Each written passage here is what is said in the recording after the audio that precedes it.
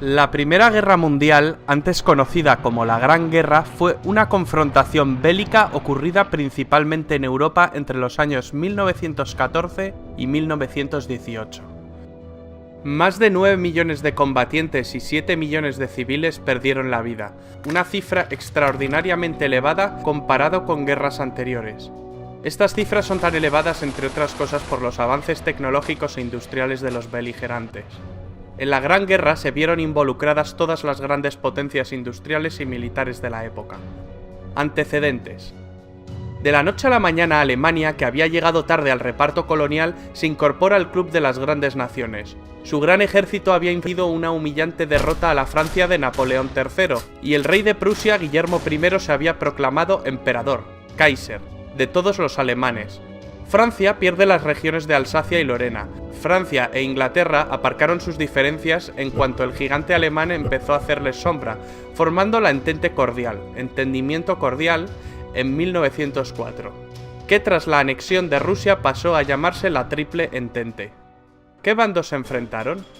Se enfrentaron dos bandos. Por un lado, la Triple Entente que acabamos de mencionar. En el otro bando tenemos la Triple Alianza, formada por las potencias centrales, el Imperio Alemán y Austria-Hungría, o Imperio Austrohúngaro. La Triple Alianza era una coalición inicialmente integrada por el Imperio Alemán y el Imperio Austrohúngaro por iniciativa del canciller Otto von Bismarck. Estos países acordaron apoyarse en caso de ser atacados por Francia o por Rusia. Ambas alianzas sufrieron incorporaciones. El Imperio Otomano y el Reino de Bulgaria se unieron a las potencias centrales. Italia se cambia de bando y se une al bando a la postre ganador, el de la Triple Entente. También se les unen el Imperio de Japón y Estados Unidos. ¿Cuál fue el detonante? El imperialismo y el colonialismo que venían desarrollando desde hacía décadas las potencias involucradas fue la principal causa subyacente. Pero la chispa que desató el conflicto se encendió el 28 de junio de 1914 en Sarajevo, con el asesinato del archiduque Francisco Fernando de Austria y su esposa. El asesino era un nacionalista serbio. El asesinato desató una crisis diplomática. Austria, Hungría y Alemania exigieron a Serbia la apertura de una investigación y la actuación en territorio serbio. Serbia se negó en rotundo, con el respaldo de la Rusia del zar Nicolás II. Austria-Hungría finalmente declara la guerra a Serbia. Rusia entonces sale en ayuda de Serbia. Más tarde Alemania mueve ficha y declara la guerra a Rusia y a Francia, e invade Bélgica. Inglaterra se la declara a Alemania, y así sucesivamente. De pronto, medio mundo estaba en guerra contra el otro medio. Hoy resultaría impensable la alegría que produjo en Alemania el estallido de la guerra. Los alemanes pensaron en una guerra rápida, derrotar a Francia entrando en París, invadiendo la neutral Bélgica, para en pocos meses trasladar toda su maquinaria a Rusia. Pero los franceses se resistieron. El avance armamentístico impuso una guerra muy costosa y muy larga que rápidamente se enquistó y se convirtió en una auténtica carnicería. Las líneas de trincheras apenas variaron. En esta guerra aparecieron nuevos cañones, ametralladoras, submarinos, carros de combate, aviones de combate, dirigibles, gases venenosos mortíferos como el gas mostaza. Se combatió en muchos frentes. En los Balcanes, en los Dardanelos, en Oriente Medio, en el Cáucaso, en los Alpes italianos, en África, en Extremo Oriente, en el Pacífico y en el Atlántico, aunque los principales esfuerzos se concentraron en dos frentes, el frente occidental y el frente oriental. La guerra de trincheras, en la cual los ejércitos combatientes se refugian en zanjas cavadas en el suelo, existe a partir de la revolución que supuso el uso de armas de fuego. Este tipo de guerra llega a su punto máximo de brutalidad y mortalidad en el frente occidental. En el frente oriental pusieron al mando del ejército alemán a una vieja gloria, Paul von Hindenburg. Tras sus victorias acabaría siendo el jefe del Estado Mayor con el general Ludendorff como subordinado.